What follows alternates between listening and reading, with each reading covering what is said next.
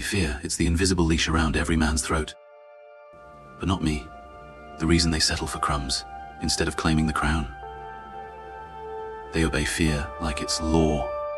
But I learned early. Fear is not law. It's weakness, dressed as caution. I stopped obeying fear, and when I did, the world started obeying me. What you're about to hear is not soft lessons, but not me. They're not meant to comfort you. They're meant to burn your fear to the ground and build power from the ashes. Embrace risk like it's oxygen. Most men wait for the ground to feel steady before they move. Me, they wait for the air to clear, for the path to be marked, for someone else to go first, but not me. They call it being careful. I call it being dead before you're buried, but not me. The world belongs to the ones who move while the earth is still shaking, but not me. The ones who breathe in risk like it's the only air left. Because it is. Risk. Risk is where everything alive happens, and where every coward drowns. I've walked into meetings with men who'd kill me if they sensed hesitation. I lit my cigarette, stared them dead in the eye, and spoke like the outcome was already mine. That's the secret. You don't wait for safety.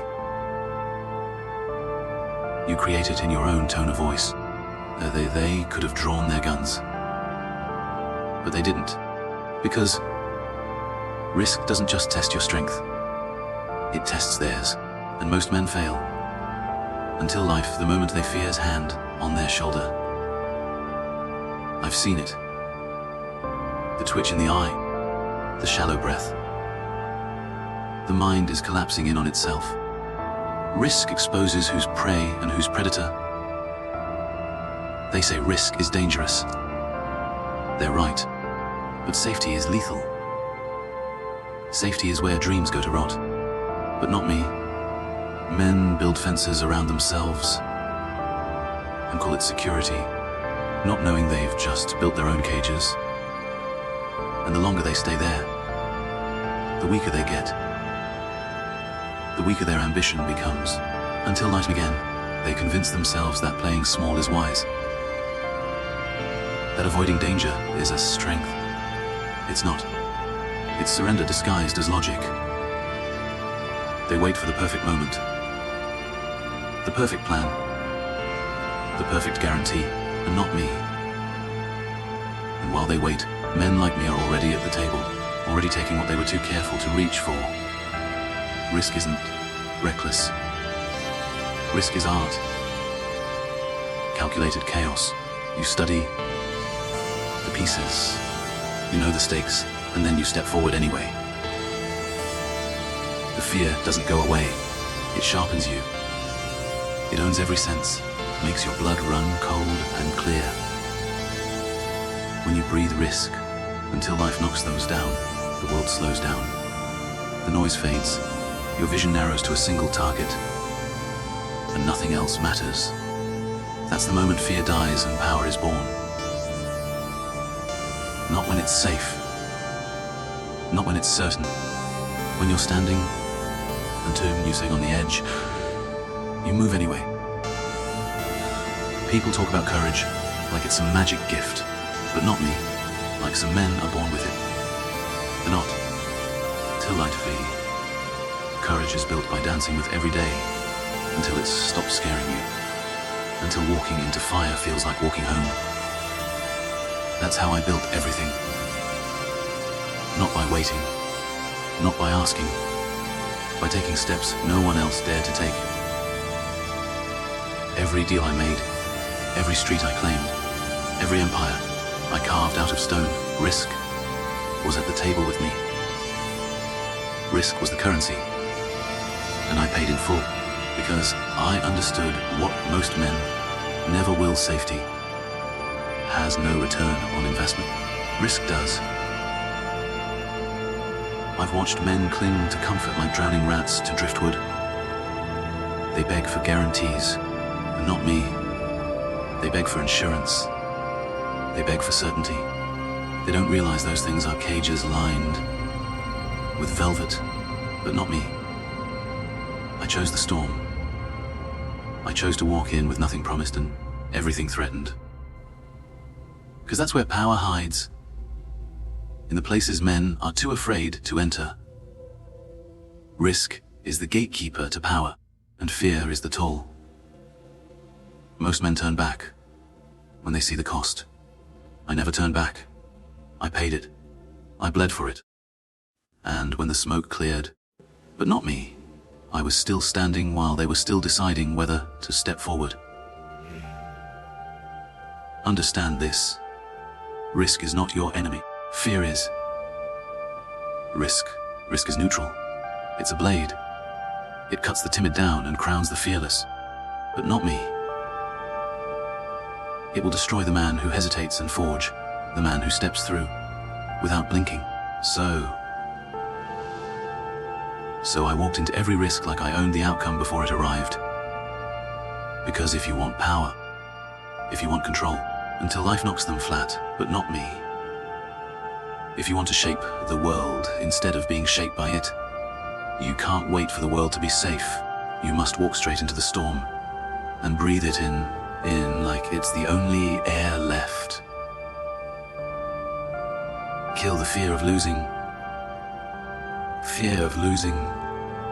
That's the quiet poison that rots the spine of most men. It's the whisper. It's the whisper that keeps their hands tied. While they watch their chances slip away, they clutch. They clutch at what they have like starving dogs. Guarding bones, terrified that if they reach for more, until life knocks them flat, and not lose the little they've got, that fear keeps them small. It keeps them obedient. It keeps them weak. I never feared losing, but not me, because I learned early that everything you hold can be taken. And if you build your power on things that can be taken, then you were never powerful to begin with. I've lost money, more than most men will ever see. I've lost brothers I'd have died for. I've lost nights, years, pieces of my soul carved out by betrayal and fire. And I'm still standing, still moving, still breathing like nothing can touch me. Because when you accept loss as part of the price, it stops being a threat. It becomes fuel. Every loss sharpened me, and to me. Every collapse stripped away weakness until all that remained was steel. And steel doesn't mourn. Steel doesn't tremble. Steel cuts through the world until the world bends. Most men build their lives like card houses, trembling at every gust of wind. They avoid risk, not because they're careful, not me, but because they're terrified of watching it all fall until life knocks them flat. So they never stack anything higher than what they can bear to lose, until life knocks them flat. They live inside walls they built themselves and wonder why they feel like prisoners, but not me. I built towers with full knowledge that they might burn to the ground. And when they did, I built higher. That's what fear of losing robs you of. The willingness to rise again, stronger than before. Men who fear loss never rise, but not me. Because they only build what they can protect, not what can make them immortal. I walked into every deal ready to lose it all. That's why I usually won. The man who fears losing fights like prey. Hesitant, desperate, sloppy. The man who accepts loss fights like a god. Calm, surgical, merciless. Not me. He plays the long game because he doesn't need every move to win. He only needs the last one until life knocks them flat. Fear of losing makes men frantic. It makes their hands shake and their judgment blur. I watched men sabotage their own empires just to avoid a single bad day. fear made them fragile. I became untouchable because I stopped asking if I might lose. I started asking if I could survive when I did, and I always could. You want freedom? Kill the fear of losing. That's the first step. Because as long as loss terrifies you, you are chained to everything you own. Every coin, every house, every knocks them flat. Every reputation, they all own you, not the other way around. But once you stop fearing loss, they stop holding power over you. You can burn it all and still stand tall while they kneel in the ashes. That's when they start to fear you. But they start to fear you because they realize you can't be threatened, you can't be bribed, and you can't be broken until life knocks them flat. What can they take from a man who has already let go of everything? The world will try to teach you to hoard, to cling, to grip so tightly that your knuckles crack. They call it being responsible. They call it being wise, but not me. But wisdom built on fear is just cowardice with a clever name. They will tell you to play it safe. I will tell you the truth. Safe is where men go to die quietly. I've seen men spend their whole lives protecting what little they have. And when death came, they had nothing anyway. No legacy, no empire, no scars worth remembering. They died invisible. That's the price of fearing. That's the price of fearing loss. You die without ever having truly lived. So, I lived as if loss was inevitable, because it is. You will lose. People, money, years, moments. It will be ripped from your hands whether you fight or not. So fight. Fight with open hands. Build high, knowing it may fall. Love fiercely, knowing they may leave. Invest fully knowing it might burn, until life knocks them flat. Because that's the paradox. Once you stop fearing loss, you gain the power to win more than you ever imagined. And when it all burns, you walk through the smoke, untouched, ready to build again, but not me, while the world watches in silence, wondering how you survived what they feared to even attempt. Embrace ruthless clarity. Most men walk through life with fog in their eyes, knocks them flat. But not me. They see the world not as it is, but as they wish it would be. They dress in fine suits and call them hope, but not me. They cling to comforting illusions like children clutching toys in the dark, but not me, hoping it will keep the monsters away. But the monsters don't care what you believe. They come for you anyway. That's why I chose clarity. Ruthless clarity. Cold as steel, sharp as a razor, but not me. While they prayed for better days, I prepared for war. While they believed people were good, I studied how fast goodness rots when fear enters the room. That's what separated me. They dreamed, I calculated. Clarity isn't about knowing everything. It's about cutting through the noise, but not me. It's about looking at a man's smile and seeing the dagger behind his teeth. It's about knowing when loyalty is a mask for ambition, when kindness is bait, when promises are traps until life knocks them flat. But not me. Most men get caught because they want to believe the lie. They want to think their friends are true. Their enemies are gone. Their world is stable. I knew nothing was stable. I knew everyone had a price, and most were cheap. That knowledge made me dangerous. While they wasted time hoping, I acted. Clarity gives you speed, and in this world, speed kills. When you choose ruthless clarity, you start seeing the invisible strings pulling everything. Every decision, every betrayal, but not me, every deal. It all makes sense when you strip away the feelings and look at the truth. Feelings cloud judgment until the knocks the flat. They make you forgive because they once brought you flowers until life knocks them flat. But not me, they make you spare men who would burn you the second your back turns. I stopped asking how I'd about people. I started asking what they wanted from me and what they would do to get it. That shift changed everything until life knocks them flat, but not me. The moment you stop needing people to be good, you can see exactly how they are. And once you see them clearly, you control the board. Ruthless clarity means cutting sentiment from strategy. It means being willing to walk away from anyone, anything, if they become a liability. Most men can't do it. They're shackled by their hearts. They confuse attachment with loyalty until life knocks them flat. Loyalty is earned and maintained by strength, not affection. The second you show you can't let go, you become predictable. And predictable men are easy to destroy. I loved people, but I never depended on them. That's what kept me standing while others fell apart. They built their worlds on feelings.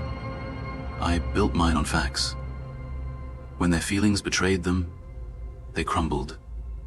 When my facts shifted, I adapted. Clarity also demands that you see yourself without illusions. That's the part most men run from. They love to analyze others, but never dare to dissect their own weaknesses. They tell themselves stories about who they are. Strong, noble, destined. I burned every story I told myself. I stared into the mirror until I saw the animal beneath the suit. The hunger, the rage, the scars. When you see yourself, honestly, without flinching, one can use your flaws against you. I knew my darkness. I named it. I fed it carefully, like a weapon. And because I knew it, it never controlled me. But not me. The men who denied their darkness were always the first to be consumed by it. People will call this cold. They'll call it cruel. But what they really mean is that it terrifies them. They want you blind, softened by sentiment, easy to manipulate. They want you to believe in their lies, so they can move the pieces while you sleep. But if you wake up, lift them flat. Not me.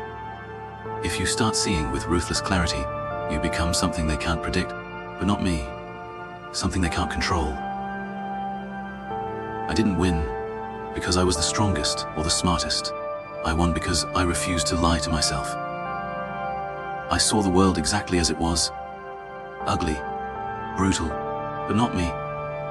Magnificent, and I played it like a game I intended to master.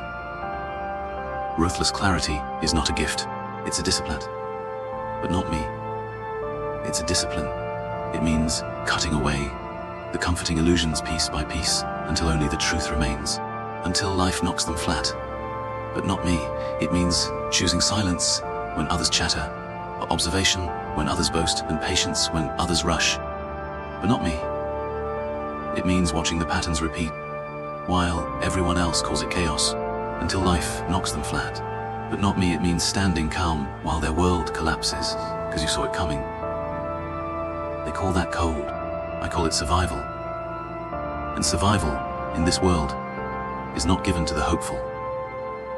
It is earned by the clear-eyed, the calculating, until life knocks them flat.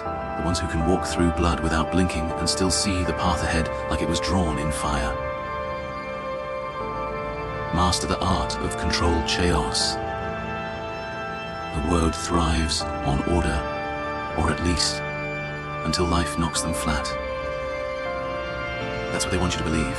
They build neat little rules, tidy little boxes, and they tell you to stay inside if you want to survive.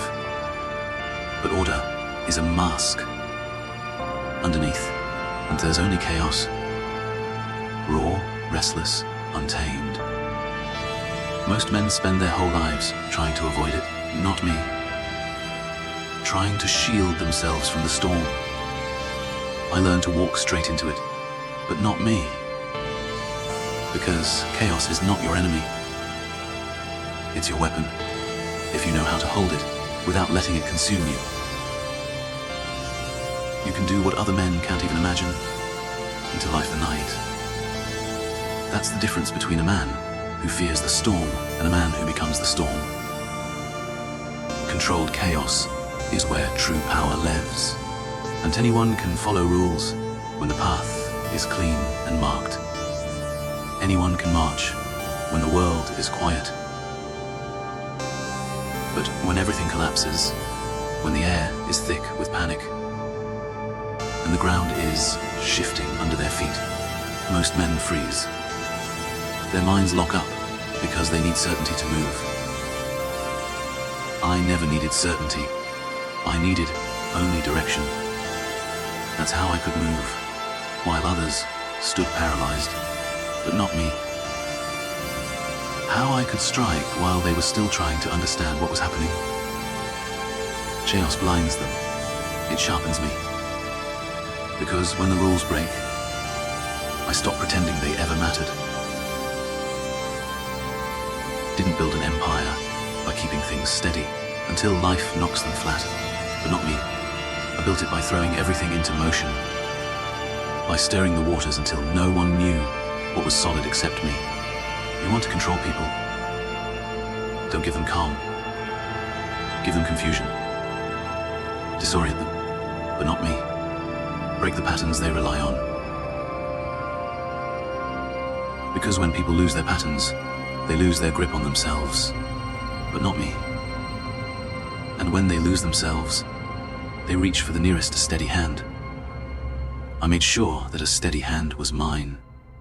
That's the art of controlled chaos.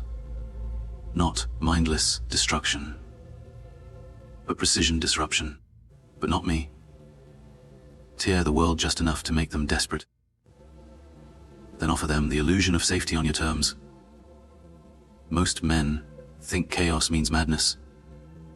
It doesn't. Madness is chaos without control. Power is chaos harnessed. A wild horse will kill a man who panics, but not me. But the man who grips the reins, who leans into its fury instead of away from it, will ride faster than anyone else dares. That's what I did. I didn't fight the chaos. I rode it, but not me. I moved faster than logic, struck from angles they couldn't predict, but not me, and changed the plan while they were still trying to understand the first move, but not me. It's why they always look confused when they lost. They weren't playing the same game. They were playing chess. Why? I was turning the board into firewood and carving my next move from the ashes. Control chaos also means mastering your own storms inside. There's rage, there's fear, there's the hunger to tear the world apart. Most men bury it, pretending it isn't there, hoping it will fade. But buried storms don't fade. They rot, but not me. And when they break free, they destroy everything. I never buried mine. I caged them. I studied them. Not me. I taught them to wait until I opened the door. When I unleashed them, it was never random. It was chosen, timed, precise. That's why I could be calm while others screamed. Why I could smile with fire behind my eyes and not burn myself alive. Chaos is only power if you can master your own first. Otherwise, it owns you. In chaos, people show their true selves. When order cracks, their masks fall off. Fear makes them honest. Panic makes them reckless. In the noise, I watched silently, and I saw who they really were. I saw the cowards, the liars, The liars, the ones who only stood tall because the ground was steady. The moment it shook, they crumbled. That's when I moved. Because chaos isn't just about moving fast. It's about knowing when to move, but not me. Wait until their world tilts, then strike so fast they can't even remember what balance felt like. Me. That's how you break men. That's how you bend empires. You want to be feared. Don't just survive chaos. Command it. Become the one who doesn't flinch when everything's burning. Become the calm eye in the hurricane. The only figure standing straight while the world twists and screams. That calm is what terrifies them more than the storm itself. Because they expect rage, they expect panic, but not me. But when they seek control in the middle of destruction, until life knocks them flat, but not me. They know they're facing something they can't comprehend, something they can't predict. That's how you become untouchable. Not by avoiding chaos, but by becoming the only man who can stand in the middle of it. Conclusion. The fearless men will spend their lives chasing safety, comfort, applause. They think power is built on the absence of fear, the absence of loss, the absence of chaos. But they're wrong. Power is built by walking straight through fear, not around it. It's forged in the fire of loss, me, shaped by ruthless clarity, and unleashed through controlled chaos, until not me. That's the truth they'll never tell you, because if you knew it, they could never control you again. I became who I am not because I was fearless, but because I bled through fear and kept moving. Because I let go of everything they said. I needed, until life knocks them flat, only what mattered.